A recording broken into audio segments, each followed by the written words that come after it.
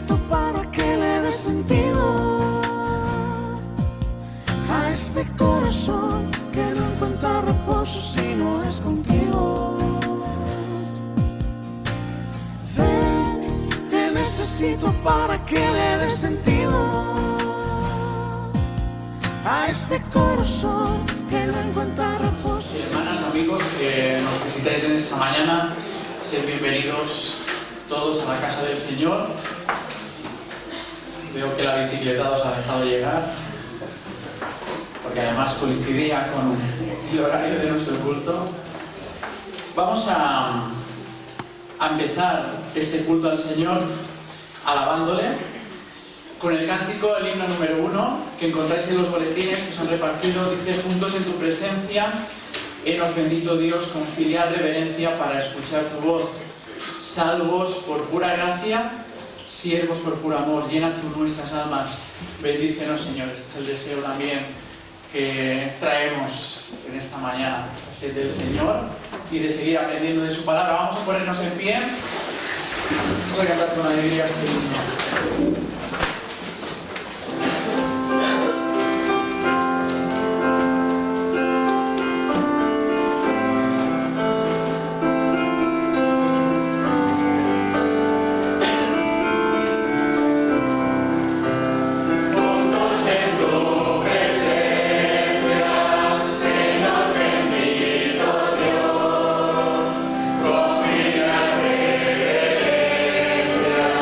Para escuchar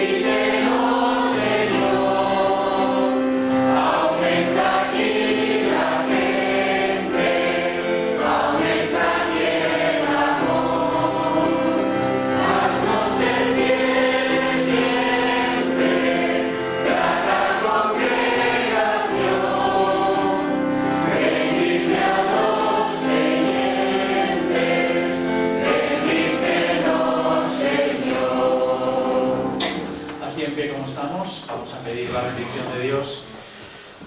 Sí, Padre, gracias porque nos permites de nuevo congregarnos en tu nombre.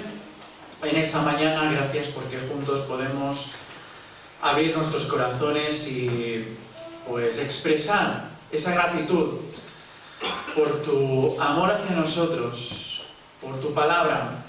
Estamos deseando escucharla en esta mañana, pero también, Señor, por tu Espíritu que mora en nosotros y nos ayuda a ponerla en práctica en nuestras vidas, pero también como congregación, para ser sal y luz en este mundo, para que muchas más personas puedan llegar a conocerte personalmente y puedan compartir con nosotros esta alabanza a ti.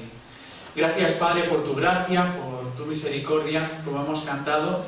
Y, Señor, queremos en esta mañana seguir alabándote como pueblo tuyo y pedimos, Señor, que tú realmente nos ayudes a estar bien atentos, a centrarnos en tu persona, en tu palabra, que no haya nada que nos pueda distraer, para que, Señor, que podamos seguir creciendo y gozándonos en tu presencia. En el nombre del Señor Jesús. Amén. Muy bien, podemos tomar asiento. Me gustaría invitarte a hacer una lectura bíblica en el segundo libro de Samuel, en el capítulo 22. Corresponde este cántico de David al Salmo 18. O sea, si leyeseis el Salmo 18, leéis lo mismo en este texto, pero me gustaría leerlo aquí. Dice el segundo libro del profeta Samuel, en el capítulo 22, vamos a leer los 4 primeros, aunque luego haremos alguna mención más sobre algún versículo. Dice: habló David a Yahvé las palabras de este cántico el día que el Señor le había librado de la mano de todos sus enemigos y de la mano de Saúl. Y dijo: el Señor es mi roca y mi fortaleza, y mi libertador. Dios mío, fortaleza mía, en Él confiaré. Mi escudo y el fuerte de mi salvación, mi alto refugio. Salvador mío, de violencia me libraste. Invocaré al Señor, quien es digno de ser alabado, y seré salvo de mis enemigos. Me llama mucho la atención la experiencia del salmista que recoge el profeta en este salmo, como digo, que encontráis también en el Salmo 18. Dice en el versículo 4: invocaré al Señor, que es digno de ser alabado. Y no solo lo hace ahora, como decía, porque el Señor le ha librado de ese contexto tan hostil en relación a sus enemigos, al rey Saúl, sino que David lo ha hecho constantemente en su vida. Es parte de la alabanza que el rey David manifestó. Y yo me preguntaba, nosotros también alabamos al Señor, alabamos su nombre, proclamamos su grandeza en medio de cada uno de nuestros contextos, por muy difíciles a veces que sean, o por muy bien que también nos vayan. Creo que como pueblo de Dios estamos siempre llamados a invocar su santo nombre. Y esto es lo que vamos a hacer. Hay un cántico que es el Salmo 18 y que vamos a cantar ahora. Corresponde al 115 de nuestros libros de alabanza, y que dice: te amo, oh Señor, fortaleza mía, castillo mío, en ti confiaré. Así que vamos a cantar con agradecimiento lo que ya expresó el salmista, pero que también expresamos cada uno de nosotros, ¿no?, en nuestra experiencia personal. Cántico 115. Dios mío,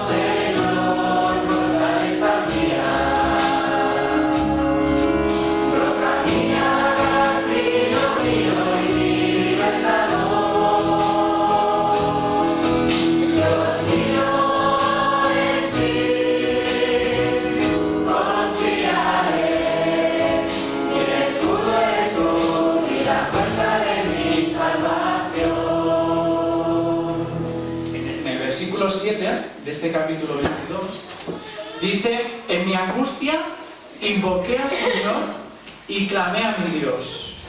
Él oyó mi voz desde su templo y mi clamor llegó a sus oídos. Fíjate que vuelve a utilizar el mismo verbo. Dice: en mi angustia invoqué al Señor. En nuestras dificultades, en nuestras problemáticas, ¿a qué invocamos? Bueno, si habláis con la gente que os rodea, que a lo mejor está en el trabajo, que no son creyentes, dirá la buena suerte o la mala suerte, a la mala pata, a la buena fortuna. Hay quien invoca a los horóscopos. Bueno, el cristiano es alguien que conoce al Dios vivo, al Dios que le ha salvado, al Dios que le ha dado la vida, al Dios que le guía. Por eso, no podemos invocar a nadie más que a nuestro Dios en medio de nuestras angustias, en medio de nuestras circunstancias. Y hay un cántico que refleja esa realidad, ¿no? A veces podemos estar desde lo más alto, porque las cosas nos van pues bien, ¿no? O sobre ruedas, como decimos. A veces estamos desde lo más profundo, por esas situaciones de angustia como la que describe el salmista. Sin embargo, reconocemos el señorío de Cristo, reconocemos el cuidado de nuestro Dios personal, su providencia y tantos atributos de nuestro Dios. Dice este cántico: desde el fondo del mar, desde el más alto lugar, te alabaré. Como decíamos hace un momento, ¿no? El salmista era una realidad en su vida, en medio de la persecución, pero también cuando se siente y comprueba esa libertad que el Señor le ha regalado en relación a sus enemigos, ¿no? Así que vamos a cantar también este cántico con convicción y con gratitud al Señor.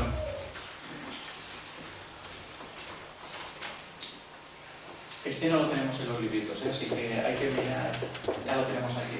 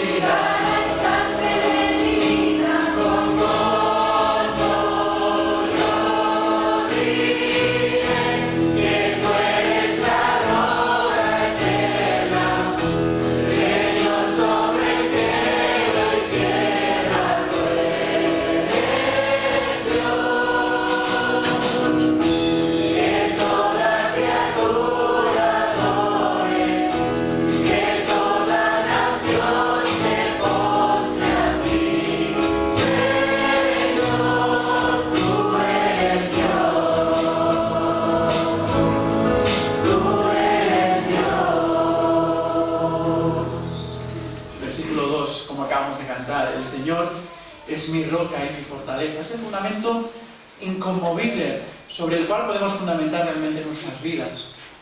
sobre su misma palabra, como también se nos va a recordar hoy. Y además dice, y mi libertador. Y nosotros también podemos gozar de esa libertad, porque evidentemente es el Señor el quien ha tomado esa iniciativa para rescatarnos del pecado, y en Cristo Jesús pues nos ha hecho libres. Y si quieres conocer la verdadera libertad, tienes que conocer personalmente a Cristo. Y por eso me gustaría también que pudiésemos cantar el cántico 17 en catalán, que dice: Usana en las alturas, Senyor t'exaltem, d'acord al lluem siguis beneït o Pare Sant, Usana en las alturas, porque tú ets el Rey de Reis. Vamos a recordar a Cristo en ese sentido. Y luego cantaremos un cántico que es el 152 y que dice: Tu nombre, Cristo, exaltaré. Es que, hermanos, tenemos que invocar no solo el nombre del Señor en medio de nuestras circunstancias, sino que proclamar el nombre del Señor. Y, por supuesto, la persona y obra de nuestro Señor Jesucristo. Para que, como hemos cantado hace un momento, todas las naciones realmente puedan postrarse ante aquel que es el único y Dios verdadero. Vamos a cantar primero el 17, Osana en las alturas.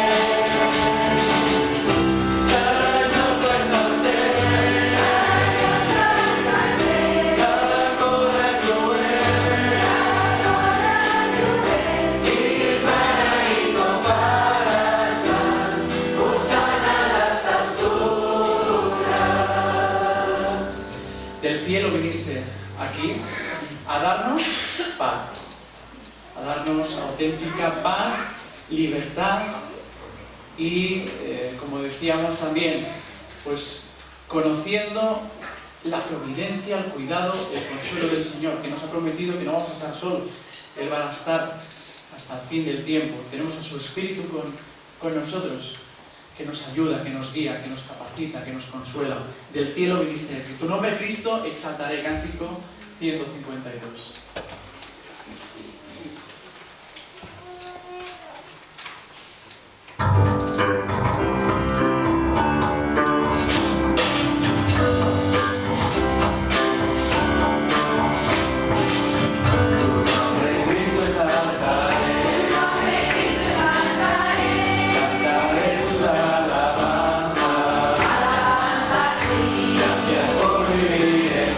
Gracias por vivir en mí.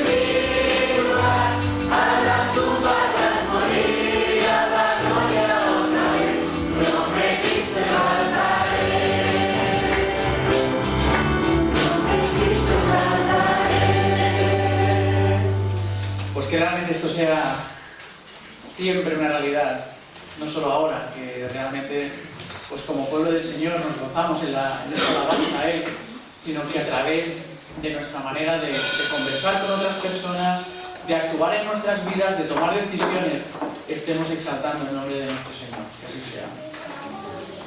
Pues seguimos alabándole y lo hacemos pues reconociendo su sustento más básico, como es a través de las ofrendas, de nuestros diezmos, aquello que también está en nuestro corazón. Fijaos que todo lo que hemos expresado es desde nuestro corazón, una actitud genuina.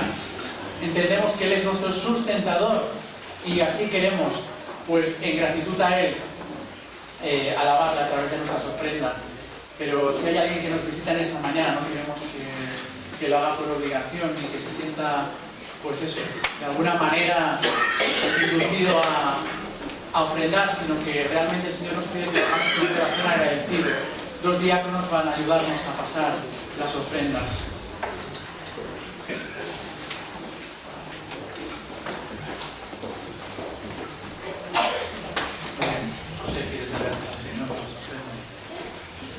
Padre, nos sentimos felices y gozosos de estar juntos sabiendo que tú nos cuidas y nos has cuidado durante toda esta semana, Señor.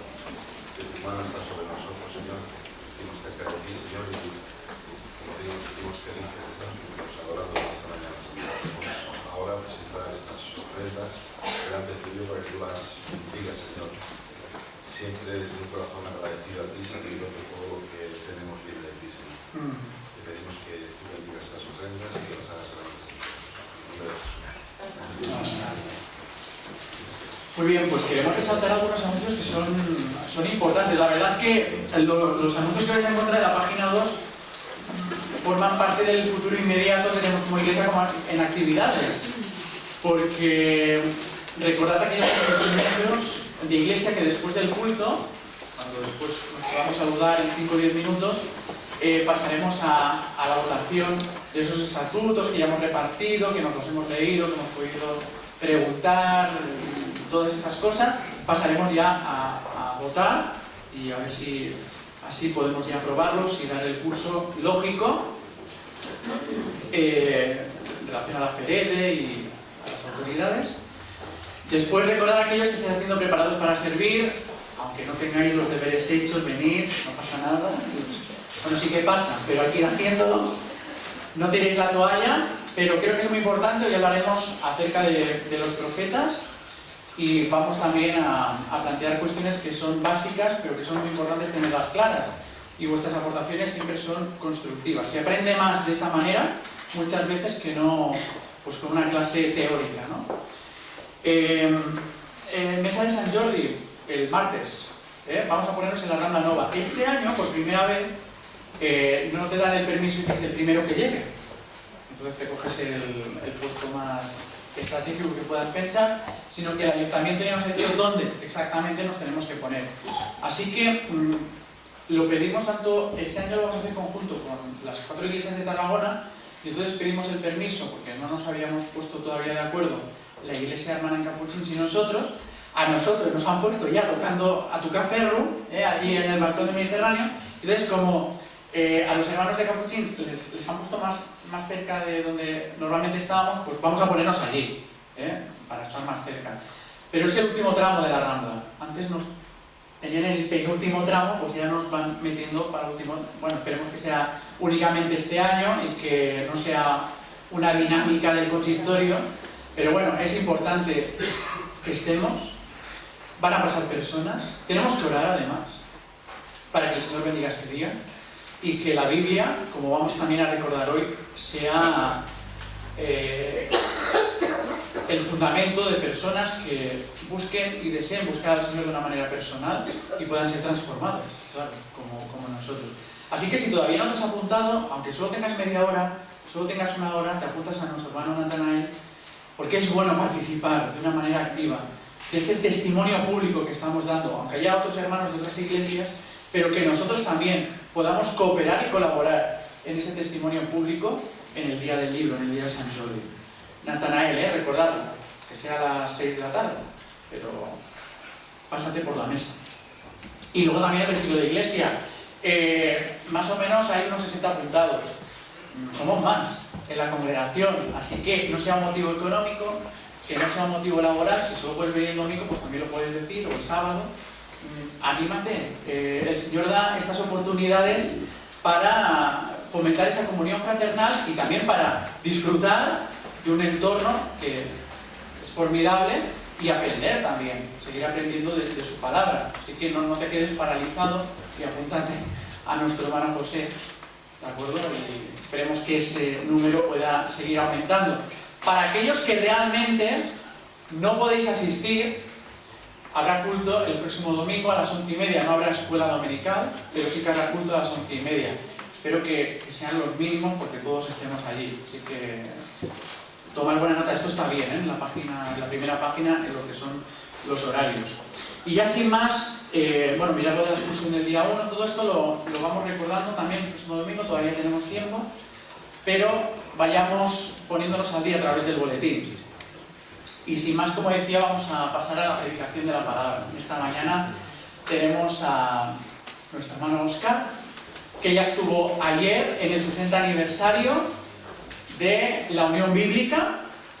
Fue un culto en el que nos gozamos, en el que pudimos recordar todos esos años, todo lo que se ha podido hacer en la Unión Bíblica, y nuestro hermano Óscar tuvo la predicación de la palabra, y en esta mañana ha tenido la escuela dominical. Ya los pedimos que cuando viene pues nos aprovechamos un poquito con los jóvenes, y también la predicación que va a basarse en el Salmo 119. Ya podéis abrir vuestras Biblias, y aunque él se centre en unos pocos versículos, pero vamos a leer nosotros del versículo 97 al 107.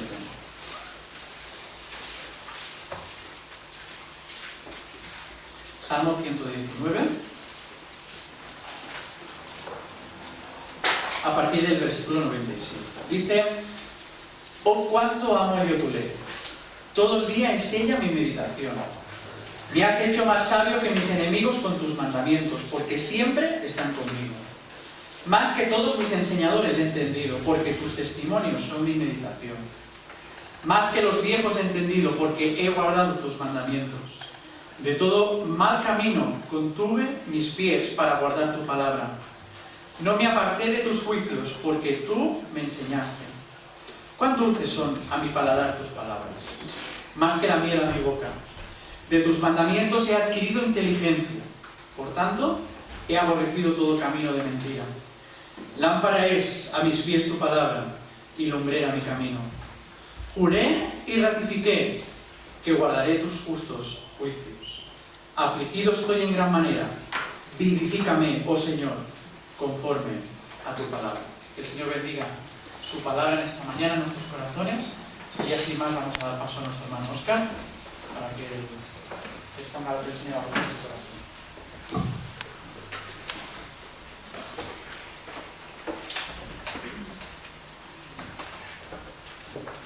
Buenos días a todos.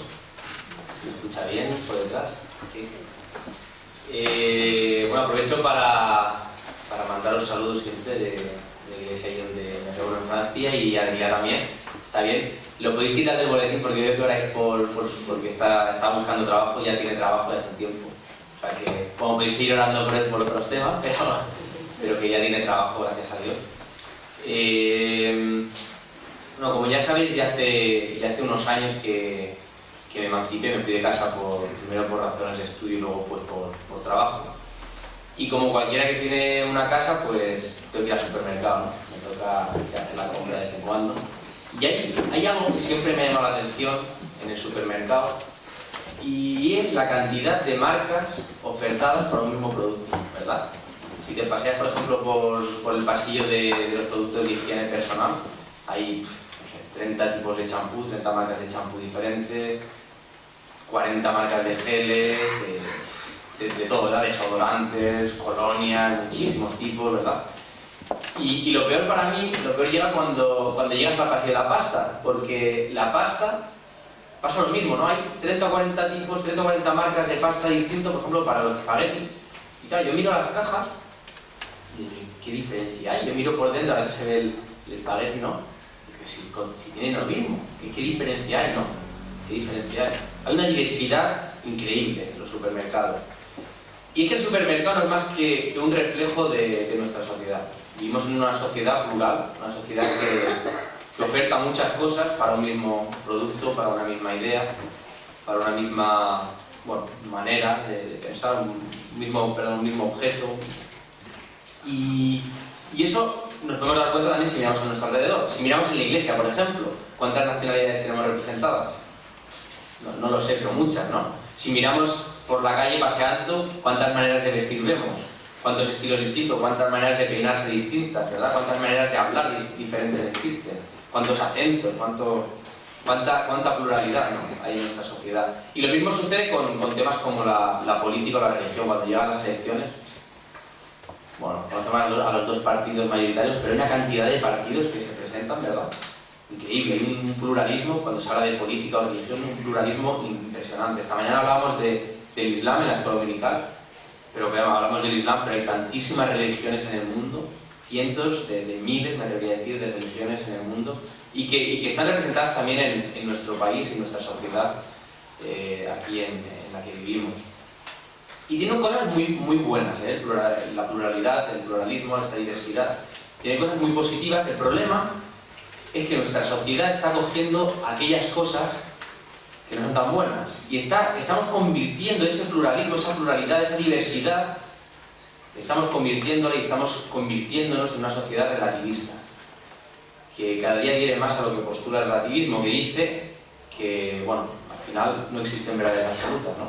Todo es relativo al contexto, a la cultura, precisamente, todo es relativo a, todo depende, como se suele decir, todo va en función con el cristal con el que se mira, ¿verdad?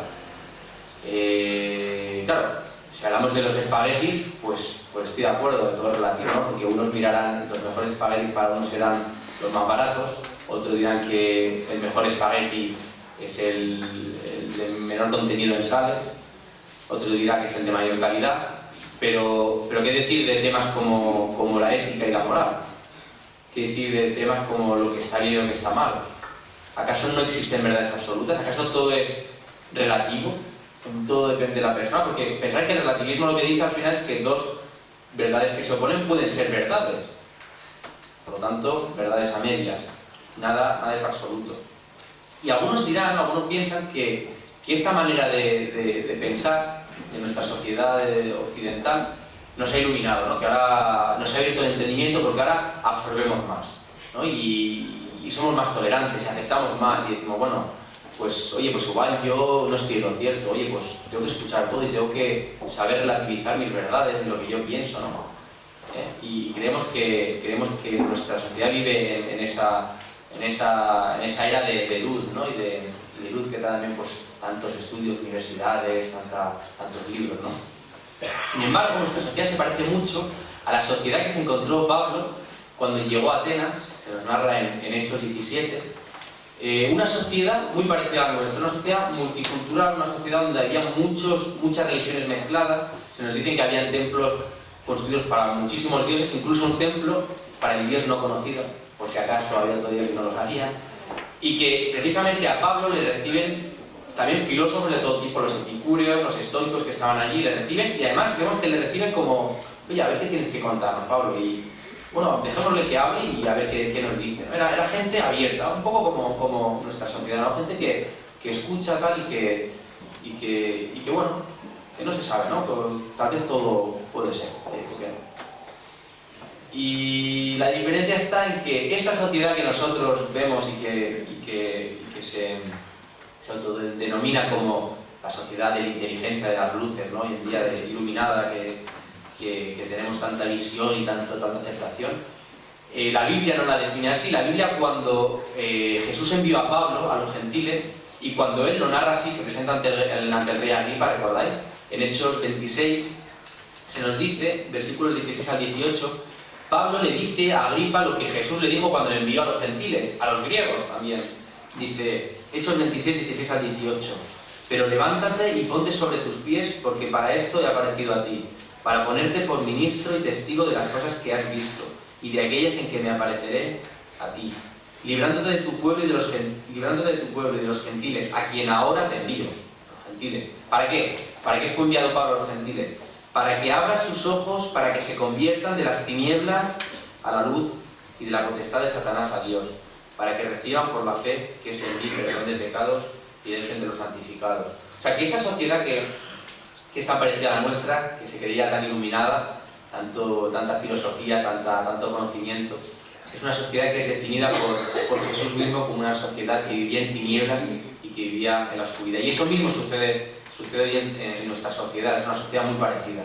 Entonces, la pregunta que se nos plantea es, ante este cuadro, ante este dibujo que tenemos ante nosotros, ¿cómo guiarnos? ¿Cómo guiarnos en medio de un mundo que vive en tinieblas? Porque si no vemos nada, si hay oscuridad, ¿cómo guiarnos? ¿Hacia dónde dirigir nuestros pasos cuando se nos presentan tantos caminos? Cuando se nos presentan tantas marcas distintas para lo mismo, tantas propuestas distintas para lo mismo. ¿Cómo discernir lo bueno de lo malo? ¿Cómo discernir la verdad de la mentira, lo que está bien de lo que está mal? Si todo es relativo, si todo es oscuridad, si cuesta encontrar un atisbo de luz.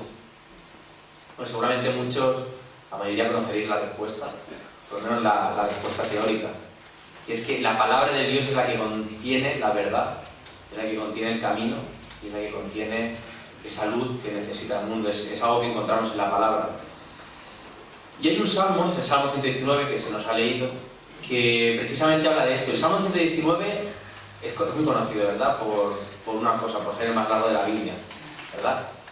Pero además es el más largo de la Biblia, 176 versículos. Es una oda a la palabra de Dios. Yo os animo a leerlo de principio a fin, porque es muy interesante ver cómo el salmista se centra en la palabra de Dios y habla de todo lo que ella supone, todo lo que ella representa para él. De sus 176 versículos, tan solo en 5 no es mencionada la palabra de Dios.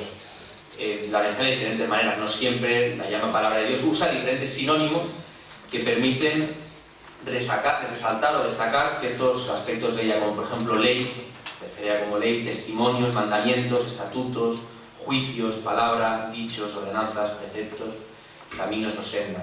Sí que es un salmo dedicado a la palabra de Dios, y además no solo eso, sino que el salmista quiere mostrar en toda su capacidad de expresión, con todo lo que él puede, usando la mayor capacidad que tiene de lenguaje, quiere expresar esto, quiere hacer este reconocimiento a la palabra, y por eso divide este salmo en 22 estrofas. Cada una de esas 22 estrofas representa una letra del alfabeto hebreo. Entonces, si cogiésemos el original hebreo, veríamos que, creo que si tenéis los títulos puestos también en el Salmo 119, cada una de esas estrofas, que contiene 8 versículos, 22 estrofas, 8 versículos, hace 176 versículos en total, tiene por título cada una de las letras del alfabeto hebreo. Y si cogiésemos el original, veríais que cada uno de los 8 versículos que componen una estrofa empiezan por la misma letra del alfabeto que da nombre a esa estrofa. Así que el salmista usa todo lo que puede, toda esa capacidad de expresión también de su lenguaje para reconocer lo que la palabra de Dios significa. Y me gustaría que viésemos esta mañana 3 aspectos que encontramos en 3 versículos de este salmo que se nos ha leído.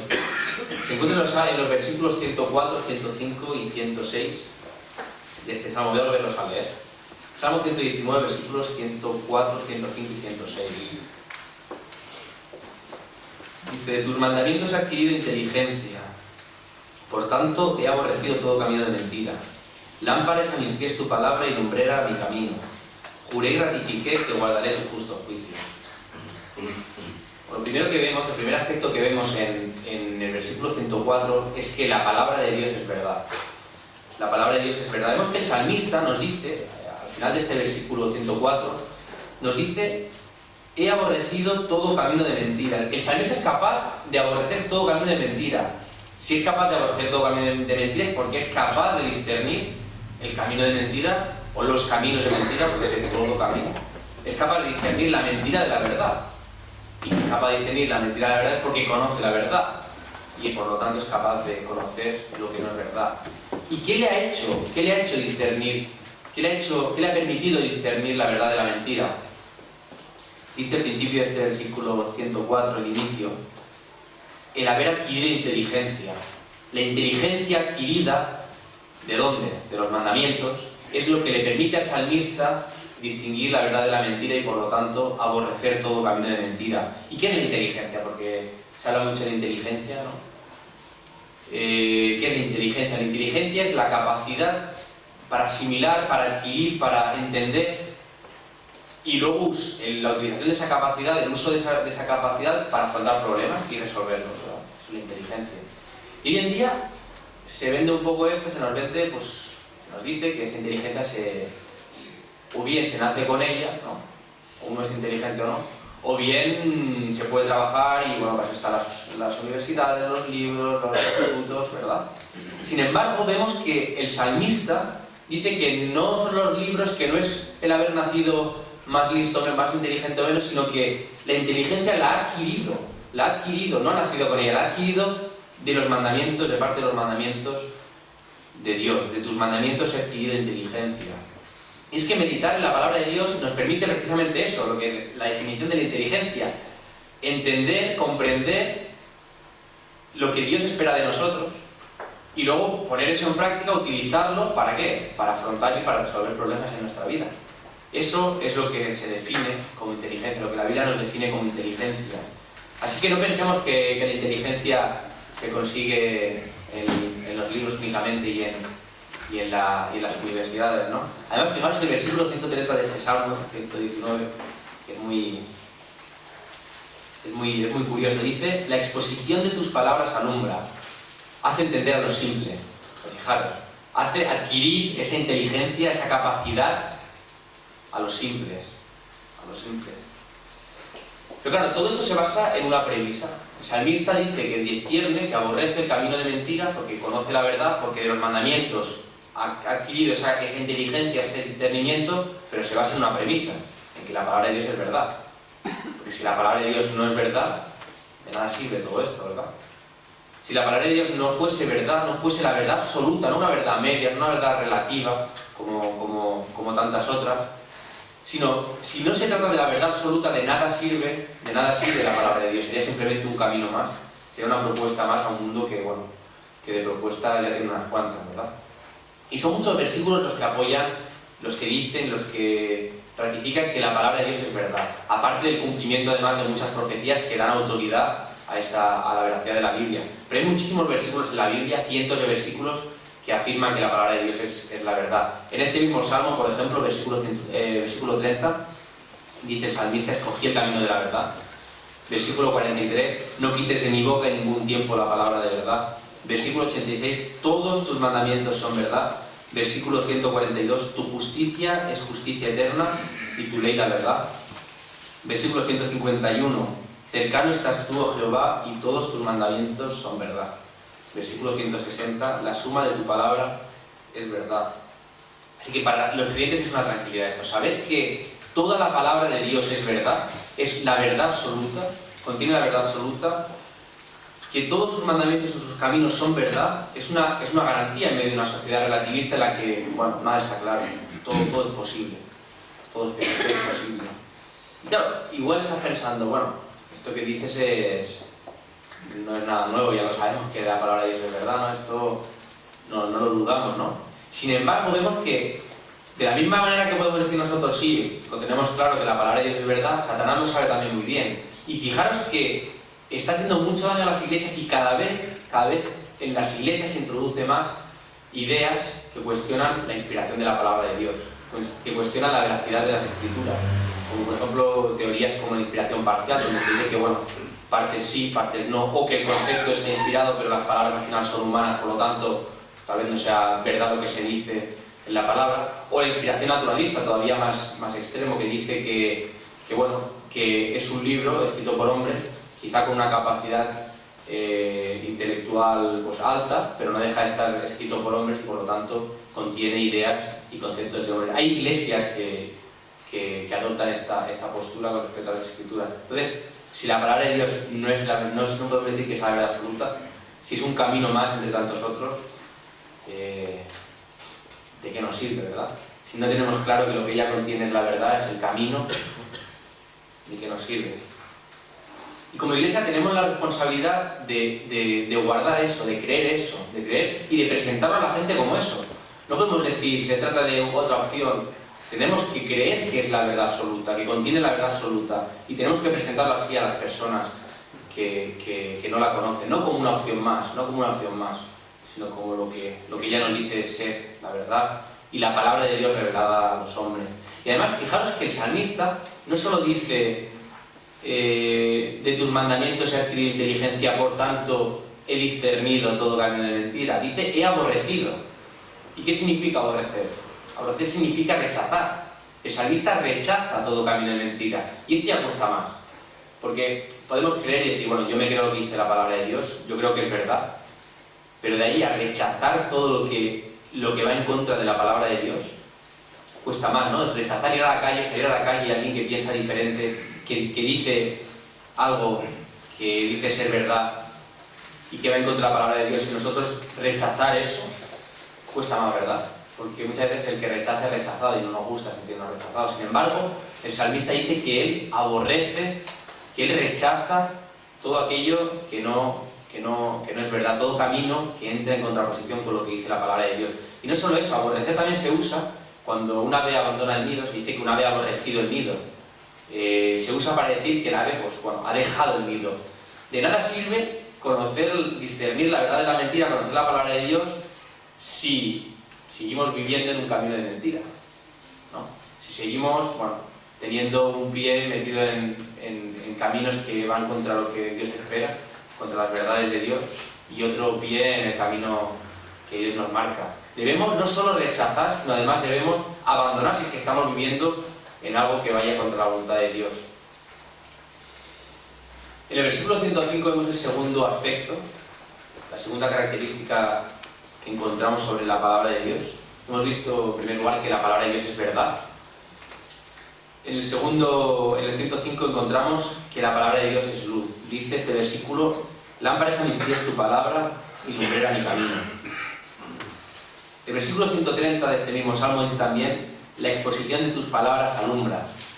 Y Proverbios 6:23 más tarde dirá: porque el mandamiento es lámpara y la enseñanza es luz, y camino de vida las reprensiones que te instruyen.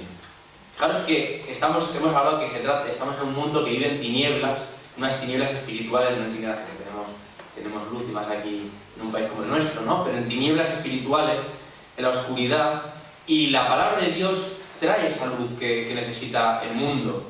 ¿Y luz para qué? Vemos en el texto, en este versículo, que esta luz que trae la palabra de Dios cumple dos funciones. La primera es ser lámpara a nuestros pies. Dice el salmista: lámpara es a mis pies tu palabra.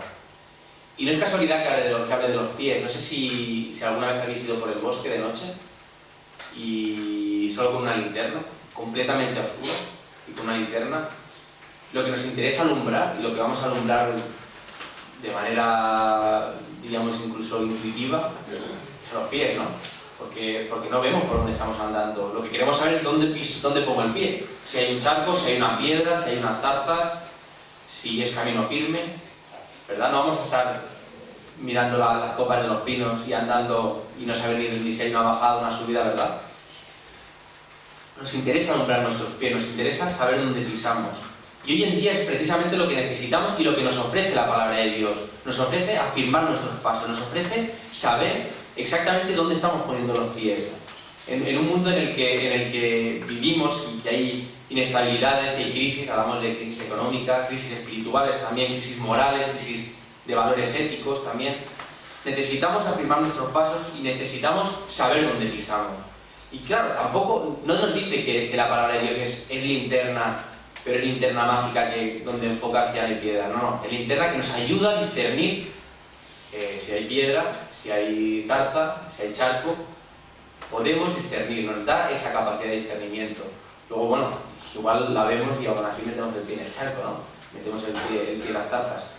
Sabemos que la vida cristiana no es un camino de color de rosa, como se suele decir. Se dice que el camino es estrecho y angosto, ¿no? O sea, que el camino va a seguirlo siendo, pero por lo menos tenemos una herramienta que nos permite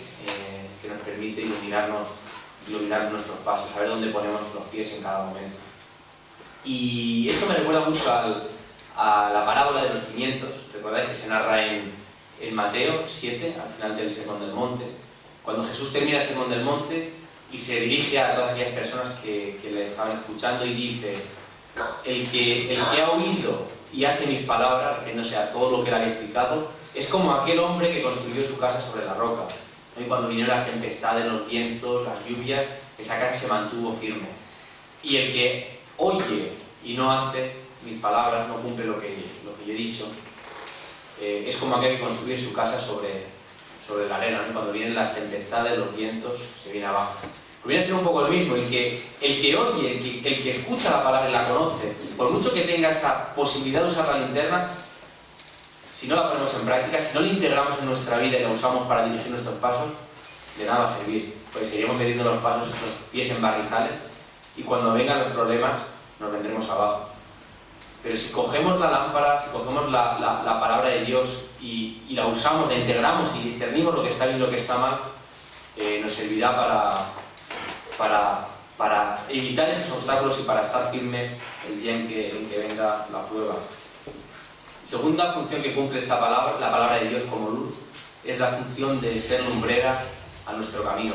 No solo lámpara a nuestros pies, sino lumbrera a nuestro camino. No solo alumbra mis pasos, no solo alumbra tus pasos, sino que alumbra tu camino. Va más allá, alumbra el camino. Y es un poco como un GPS, ¿no? Hoy en día usamos los GPS que ya vienen integrados muchas veces en los coches cuando se compran. ¿Y para qué sirve un GPS? Un GPS le ponemos una dirección, ¿no? Un destino, y nos calcula el camino así, hasta llegar a esa dirección, ¿no? Y además lo que hace un GPS no solo te dice cómo llegar al destino, sino que te dice cuando te sales, te aparece ahí una voz que dice recalculando, ¿verdad? Y te dice cómo volverte a incorporar al camino correcto si te has salido de ese camino. Y la palabra de Dios cumple la misma función. No es nunca comparada en la Biblia con un GPS, porque en aquellos tiempos no había GPS, ¿no? Pero posiblemente algún autor hubiese cogido el ejemplo, porque cumple esa misma función, y así lo encontramos en Timoteo, 2 de Timoteo, capítulo 3, versículo 16, donde se describe la Biblia como un GPS. Fijaros, es un texto muy conocido. Dice: toda la escritura es inspirada por Dios. Ya vemos lo que hablamos en el primer punto. Toda la escritura es inspirada por Dios. ¿Y útil para qué? Dice: es útil para enseñar. ¿Para enseñar qué? Para enseñar cómo llegar al destino. ¿Es útil para qué también? Para redarguir. Es útil para decirnos cuándo nos salimos del camino. Nos avisa: oye, te estás saliendo. ¿Es útil para qué más? Para corregir. Como el GPS, te recalcula y te dice cómo volver al camino. Y es útil para instruir en justicia. Te señala no solo cómo volver al camino, sino te dice cuál es el camino recto, cuál es el camino correcto a seguir. Aquí vemos que la palabra de Dios es como un GPS espiritual, si lo integramos cuando está en nuestra vida. ¿Y todo esto para qué? El versículo siguiente de este capítulo 3 de segunda de Timoteo dice, versículo 17: a fin de que el hombre de Dios sea perfecto, enteramente preparado para toda buena obra. La finalidad de integrar la palabra de Dios en nuestra vida, de conocerla y de aplicarla, es buscar la santidad, la perfección que Dios espera. Nosotros sabemos que humanamente es imposible, pero ese es el objetivo final: estar preparados para toda buena obra que agrada a Dios, para cumplir la voluntad de Dios en nuestra vida. Esa es la finalidad de la palabra. Así que la palabra de Dios ilumina nuestra mente con la verdad, es la verdad, y permite que adquiramos discernimiento, pero además ilumina también nuestros pasos para darnos dirección, no solo nuestra mente, sino nuestros pasos. Y así es como debemos presentarlo al mundo, como creerlo primero nosotros y luego presentarlo al mundo así, como la verdad que es capaz de darnos ese discernimiento en medio de un mundo relativista, pero también como la luz que es capaz de iluminar el camino y que es capaz de ayudarnos a caminar en medio de tantos obstáculos. Y el tercer aspecto que vemos en estos 3 versículos en los que estamos meditando se encuentra en el versículo 106. Dice: juré y ratifiqué, dice el salmista, que guardaré tus justos juicios. Hemos visto que la palabra de Dios es luz, es verdad que la palabra de Dios es luz, y vemos aquí que la palabra de Dios debe ser guardada. De nada sirve reconocer estas dos primeras facetas, estos 2 primeros atributos de la palabra. De nada sirve creer que es verdad, creer que es luz, si no guardamos su palabra. Y fijaros además que el salmista no solo está dispuesto a ello y lo ratifica, y que juré y ratifiqué, fijaros, sino que además lo hace en medio de una situación difícil, porque si vamos un poquito más para adelante, en el versículo 107, dice el salmista: afligido estoy en gran manera. Y el versículo 109 dice: mi vida está de continuo en peligro. O sea, fijaros lo que estaba viviendo, posiblemente por ser seguidor de Dios. Y sin embargo dice: juré y ratifiqué. O sea, lo dije y lo digo, y lo ratifico, que guardaré de tus justos juicios, pese a sus circunstancias. Y esto me hacía pensar, ¿no? Porque muchas veces nosotros nos acercamos a la palabra de Dios, o nos acercamos a Dios en función de nuestras circunstancias, ¿no? Y cuando las cosas nos van mejor, bueno, cada uno funciona de una manera distinta, ¿no? Pero a lo mejor cuando las cosas te van bien dices: bueno, pues aquí no necesito la palabra, ¿no? Ya parece que el camino es llano, que no hay piedras, ya piloto yo, ¿no? Y cuando las cosas empiezan a parecer que se tambalean, a torcer un poco, el camino se hace más difícil, a veces nos agarramos, ¿no? a la palabra, nos agarramos a Dios. Sin embargo, vemos que el salmista, independientemente de su situación, y si leéis el salmo entero lo veréis, puede estar alegre, puede estar triste, que reconoce la importancia de la palabra de Dios en su vida y de guardar los estatutos, los juicios, los mandamientos de Dios. Pero ¿qué significa guardar la palabra? Porque estamos diciendo que es importante guardarla, pero ¿qué significa? Guardarla en el cajón de la mesita de noche. ¿Qué significa guardar la palabra? Bueno, guardar la palabra significa, en primer lugar, conocerla, ¿no? Aprenderla. Si no conocemos lo que dice la palabra, ¿cómo vamos a guardarla? Si ni siquiera sabemos lo que dice, ¿cómo vamos a guardarla? Y eso es algo que me hacía pensar, ¿no? Cuando preparaba este mensaje. Estaba usando una Biblia que dejó mi abuelo cuando falleció, y fue una Biblia que mi hermano y yo le regalamos, y él la usó durante unos años. Tenía otras Biblias, o sea, que me imagino que usaría otras para cuando leía, pero cada vez que leía un texto, un capítulo, lo marcaba con un punto. Y cuando estaba mirando estos salmos, veo que cada capítulo tiene como 13 o 14 puntos, pero a lo largo de toda la Biblia, o sea que en 3 o 4 años o 5 se había leído la Biblia 13 o 14 veces. Pero ¿cómo puede ser, verdad? Y eso se está perdiendo. Nosotros, en nuestra generación, yo tengo que decir que se está perdiendo. Cada vez sabemos menos, conocemos menos la palabra de Dios, cada vez aprendemos menos, ¿no? Buscamos muchas formas de llegar, las nuevas tecnologías, no sé qué, y es importante y es bueno y se tiene que hacer. Hay que saber llegar a la gente, ¿no? Pero parece que estemos perdiendo eso, ¿no? Cuando hacíamos también las entrevistas a los mayores, te dabas cuenta como les preguntabas, no sé, sobre textos y te recitaban versículos de memoria y decían: madre mía, ¿no? ¿Cómo estamos perdiendo eso? Y se supone que cada vez pues hay más acceso a estudios, ¿verdad? Formación, y vemos que abuelos nuestros, que gente mayor, gente prácticamente en muchos casos analfabeta, conoce la palabra de Dios de memoria, y eso lo estamos perdiendo. Así que debemos conocerla, debemos aprenderla, pero también como iglesia debemos enseñarla. Pues claro, como decía el etíope, ¿cómo conoceré si nadie me enseña? Debemos enseñarla para que se pueda conocer. Y eso también existe un riesgo, y cada día es algo que se ve también más en las iglesias, el riesgo de enseñarla cada vez menos. Y buscar estrategias, incluso hay que buscar estrategias para llegar al mundo. Y hay que saber explicar la palabra a la gente que no cree. Pero a veces parece que hay que hacer lo mismo en la iglesia y que hay que buscar artimañas para hacer un mensaje sobre la palabra de Dios, ¿no? Y que haya que pedir permiso si nos pasamos de 20 minutos. Y eso es un peligro, porque si perdemos el conocimiento de la palabra de Dios, vamos a perder la base de nuestras creencias y al final no sabremos siquiera lo que creemos. O sea que cuidado. Y que no caigamos en tradiciones, porque puede pasar esto. Es lo que ha pasado en la historia de la iglesia, ¿no? Como la iglesia conocía en unos inicios, como vemos en la escritura, conocía la palabra de Dios, pero el hecho de que la congregación se ha ido desentendiendo porque solo unos cuantos tenían acceso a las escrituras, ha hecho que se caigan en tradiciones y que se caigan en el desconocimiento de la palabra y bueno, no sabe siquiera en lo que se cree, ¿no? Así que cuidado, porque es un riesgo también que existe en nuestras iglesias y que cada vez existe más. No solo debemos conocerla y aprenderla para guardarla, sino que debemos creerla. porque si la conocemos y la aprendemos pero no la creemos, hay muchos teólogos, no os imagináis, en países como Estados Unidos hay cantidad de teólogos que conocen las escrituras de arriba abajo y que no son creyentes, que no creen en Dios. Si no creemos lo que dice, no las vamos a guardar, no las vamos a poner en práctica. O sea que debemos conocerlas, pero debemos creer que son verdad, como decíamos antes. Y en tercer lugar, debemos obedecerlas. Debemos integrarlas en nuestra vida y hacer caso a lo que dicen. Fijaros lo que dice el primer libro de Samuel, capítulo 15, versículo 22.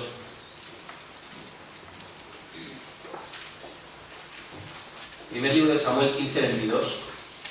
Se trata de esta historia en la que Jehová le envía a Saúl a exterminar a los amalecitas, a acabar con ellos, ¿no? Y lo hace, pero luego, una vez ha combatido con ellos y los ha acabado con ellos, se va a hacer el botín. Un botín que no podía ser tomado porque había sido declarado anatema, por lo tanto no podía ser tomado. Él se va a hacer el botín y lo toma, ¿no? Y se entera Samuel, y es ahí cuando Jehová ordena a Samuel, a través de Samuel le dice a Saúl que no está más con él y que su reinado ha terminado, ¿no? Y fijaros que Saúl intenta buscar excusas y dice, no, es que yo he hecho lo que Jehová me ha dicho, porque yo he terminado con los amalecitas y luego sí me he ido al botín, pero ha sido para ofrecer sacrificios a Dios, para ofrecer bueyes y carneros. Y fijaros lo que le dice Samuel en el primer libro de Samuel, capítulo 15, versículo 22. Y Samuel dijo, ¿se complace Jehová tanto en los holocaustos y víctimas como en que se obedezca a las palabras de Jehová? Ciertamente el obedecer es mejor que los sacrificios y el prestar atención que la grosura de los carneros, porque como pecado de adivinación es la rebelión y como ídolos idolatría la obstinación. Por cuanto tú desechaste la palabra de Jehová, Él también te ha desechado para que no seas rey. Fijaros qué palabras más duras. Podemos ofrecer sacrificios, podemos ofrecer ofrendas, podemos hacer mil cosas, pero si desobedecemos la palabra de Dios, vemos lo que le sucedió a Saúl. Por cuanto tú desechaste la palabra de Jehová, Él también te ha desechado. Fijaros qué palabras más duras. Así que debemos obedecer la palabra de Dios si queremos guardar sus mandamientos, si queremos poner en práctica lo que Él nos dice. Es imprescindible. Y podemos citar cientos de beneficios, porque no todo es, ostras, hay que obedecer esto, hay que hacer esto, sino que hay muchísimos beneficios detrás de esto. La Biblia nos habla de cientos de beneficios que tenemos como creyentes si obedecemos la palabra de Dios. Pero me gustaría que viésemos uno que se encuentra en este mismo texto, en este mismo salmo, versículo 9 del Salmo 119, que dice, que nos habla de uno de los beneficios de guardar la palabra de Dios. Dice, ¿con qué limpiará el joven su camino? Dice, con guardar tu palabra. ¿Con qué limpiará el joven su camino? Con guardar tu palabra. Fijaros que el salmista habla del joven, podría haber hablado de una persona genérica, ¿no? ¿Con qué limpiaremos nuestro camino? ¿Con qué limpiará el ser humano su camino? Sin embargo, se centra en el joven. Tal vez porque la juventud es una época difícil, ¿no?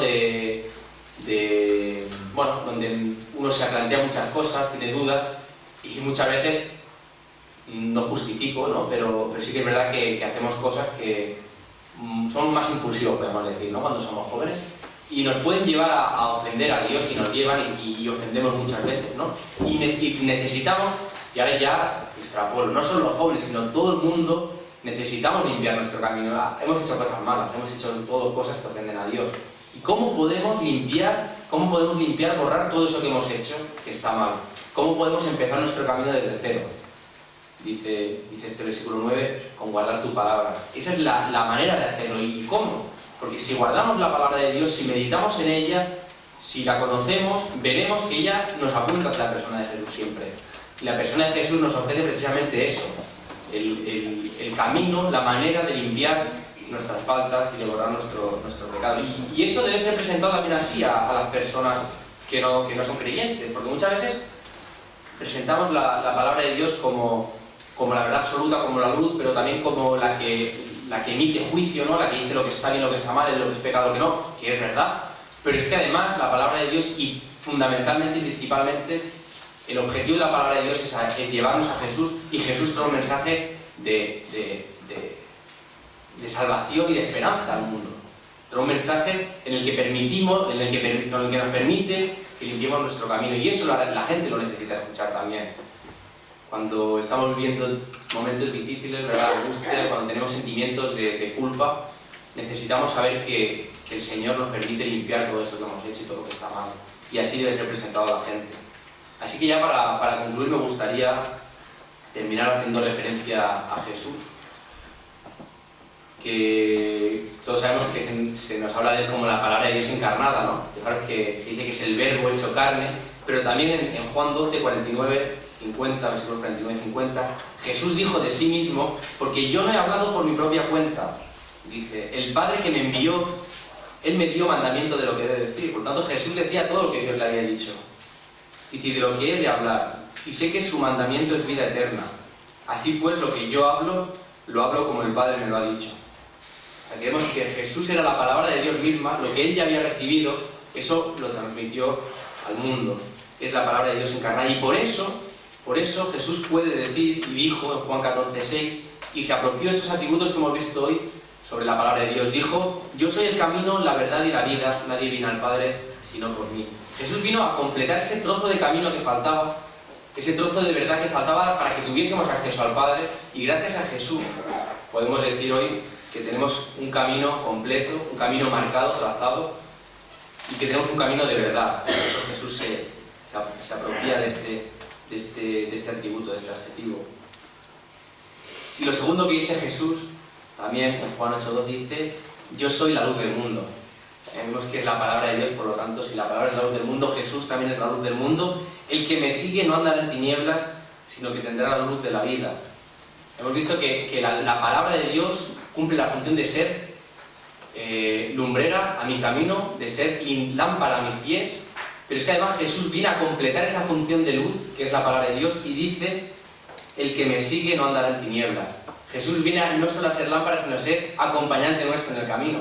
Vino a marcarnos el camino y vamos detrás de él. O sea, viene a todavía simplificarnos y ayudarnos más en ese camino. Y marca el final del camino que nos lleva a Dios. Así que cuando presentemos la palabra de Dios a las personas y cuando nosotros la estudiemos, pensemos en esto, ¿no? En qué es la verdad. En medio de esta sociedad relativista donde todo se cuestiona y a veces nosotros acabamos cuestionándonos lo que creemos, porque bueno, es como que nos sentimos así, ¿no? Pues a lo mejor es lo que creo no es verdad, ¿no? A lo mejor es una verdad media. Que tengamos la confianza de que la palabra de Dios es verdad y es una verdad absoluta, y lo vemos a lo largo de los años con el cumplimiento de sus profecías y con el cumplimiento de sus promesas en nosotros.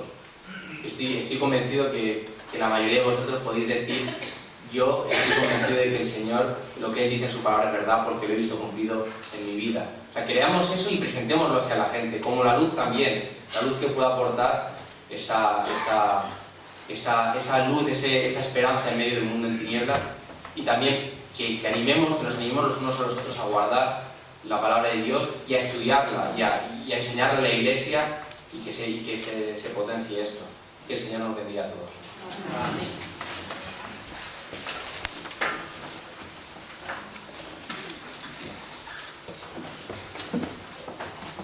Si has descubierto a Cristo en tu vida como quien es la verdad, como quien es la vida, como quien es el camino, si ciertamente guardas y atesoras en tu corazón esa palabra, el conocimiento de la palabra en tu vida, si la vives, si la das, si realmente Cristo te ha alumbrado, es que hoy puedes también participar de este pan, de este vino, símbolo de la entrega de Cristo por todos nosotros. Y si eres tu único y suficiente Salvador, y si estás en comunión plena con Él, comunión con tus hermanos, si has testificado bajando a las aguas del bautismo, es que puedes tomar de este pan y de este vino. Voy a pedir a los diáconos que van a administrar este servicio que pasan aquí. Y vamos a recordar lo que dice el apóstol Pablo, haciendo memoria de este momento. Él mismo dice, yo recibí del Señor lo que también os he enseñado. El Señor Jesús, la noche que fue entregado, tomó pan y habiendo dado gracias, lo partió y dijo: tomad, comed, esto es mi cuerpo que por vosotros es partido, haced esto en memoria de mí. Asimismo tomó también la copa, después de haber cenado, diciendo: esta copa es el nuevo pacto en mi sangre, haced esto todas las veces que la bebáis, en memoria de mí. Así pues, todas las veces que comáis este pan y bebáis esta copa, la muerte del Señor anunciáis hasta que Él venga. De manera que cualquiera que coma este pan y beba esta copa del Señor indignamente, será culpado del cuerpo y de la sangre del Señor. Por tanto, pruébese cada uno a sí mismo, y coma así del pan y beba de la copa. El que come y bebe indignamente, sin discernir el cuerpo del Señor, juicio come y bebe para sí. Estas son las recomendaciones del apóstol Pablo en cuanto a la actitud y la forma en que venimos a este momento de comunión y cómo debemos de practicarlo. Voy a pedir pues a nuestro hermano José que tenga una oración primeramente con el pan. Sí, Padre, gracias por estos momentos que podemos recordarte a través de estos siglos, Señor. Gracias por todo lo que has hecho en nuestras vidas, Señor, porque has limpiado nuestro camino, Señor, has limpiado nuestros pecados y podemos ahora acercarnos a ti gracias a tu Hijo Jesús, Señor. Te pedimos por estos momentos, Señor, y ahora que vamos a participar de este pan, Señor, que nos recuerda que tú te entregaste por nosotros, Señor. Estamos muy agradecidos por ello y te adoramos por ello. Te bendice en estos momentos, en el nombre de Jesús.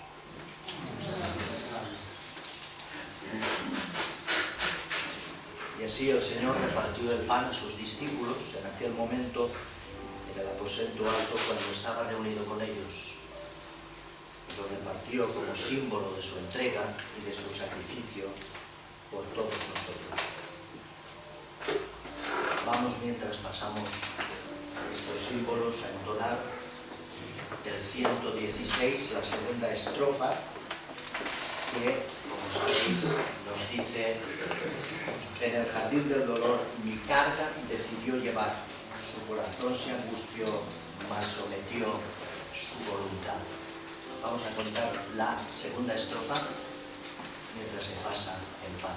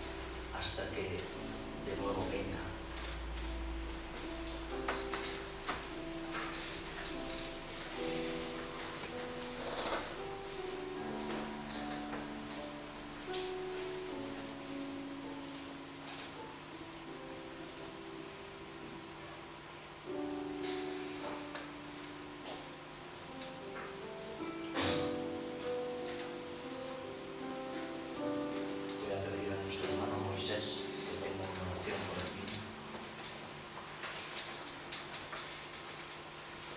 Señor y Padre, te damos gracias por saber la verdad. Hemos estado acercándonos a tu palabra santa en esta mañana, Señor, y vemos cuántas teorías hay en este mundo, Señor, cuántas verdades relativas, pero solamente hay una verdad absoluta, que es tu palabra santa, porque no está escrita por voluntad humana, Señor, es inspirada por ti. Y a través de ella sabemos lo que somos y lo que tenemos, Señor, de dónde venimos y a dónde vamos. Y la palabra esa la has encarnado en tu persona, Señor Jesús, amándonos de tal manera, viniendo a este mundo a poner tu vida en rescate por la nuestra. Y derramando tu preciosa sangre allá en la cruz del Calvario, para quitar y borrar todos nuestros pecados, Señor, delante del Padre tres veces santo. Estamos delante de tu presencia, oh Señor, celebrando esa santa cena que tú hiciste para ejemplo para nosotros, Señor, y para recuerdo de estos símbolos, oh Señor, que representan nuestra salvación. Bendícelos, oh Señor, y haznos dignos de ser partícipes de ellos. Es en el nombre de Jesús que te lo pedimos, dándote gracias. Amén.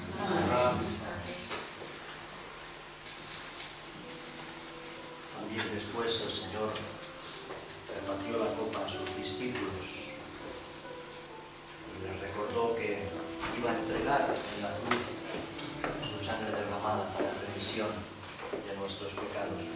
Vamos a entonar nuevamente de este himno la tercera estrofa. Mirad sus manos y pies, heridos por la expiación. Manos que hicieron el sol fueron clavadas en cruz cruel. Vamos a entonar esa estrofa.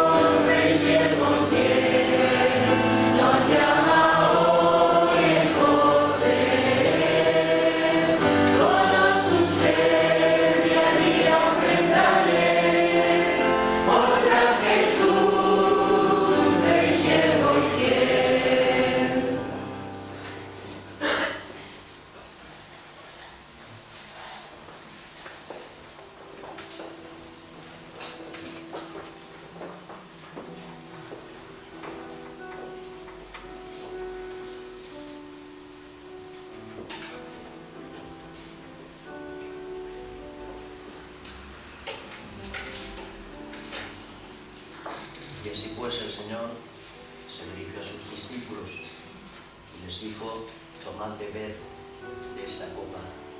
Es el nuevo pacto, la nueva alianza que con propia sangre se manifiesta y se expresa para remisión de vuestros pecados. Haced esto pues en memoria de mí.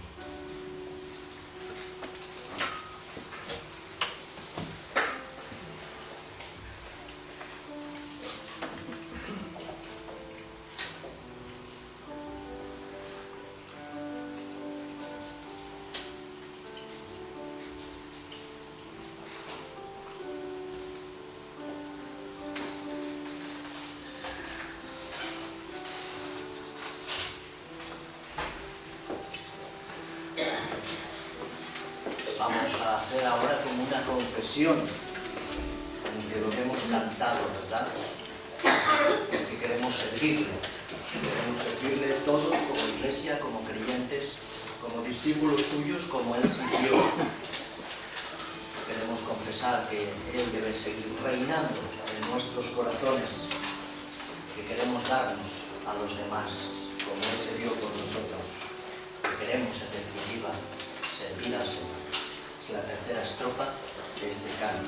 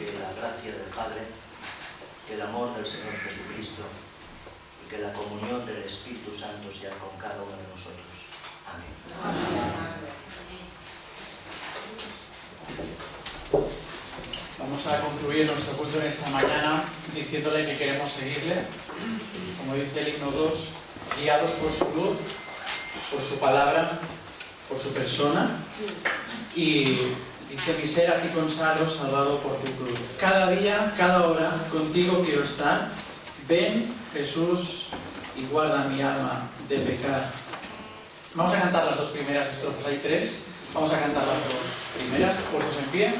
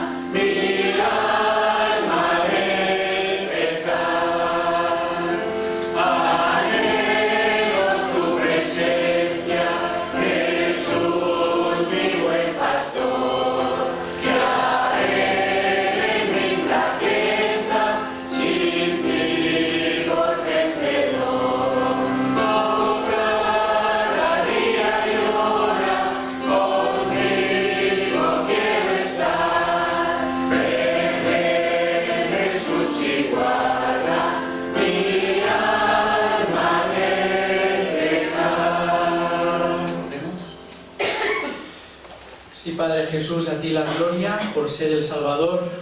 Entendemos que solo tuya es la victoria por ser el Salvador, como también dice este cántico. Y gracias una vez más por tu luz, por tu palabra, por tu iniciativa en nuestras vidas, por salvarnos, Señor, por guardarnos y por guiarnos, por tu Espíritu en nosotros. Y queremos pedirte tu ayuda.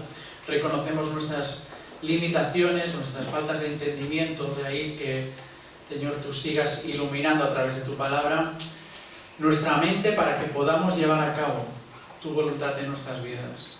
Bendícenos, Señor, en el resto del día que nos queda en tu día, y que hoy empezamos esta semana, Señor, pues recargando pilas y agradecidos por todo lo que nos has estado enseñando. Ayúdanos en nuestros quehaceres diarios a lo largo de la semana hasta la próxima vez en las que podamos congregarnos de nuevo. En el nombre del Señor Jesús. Amén.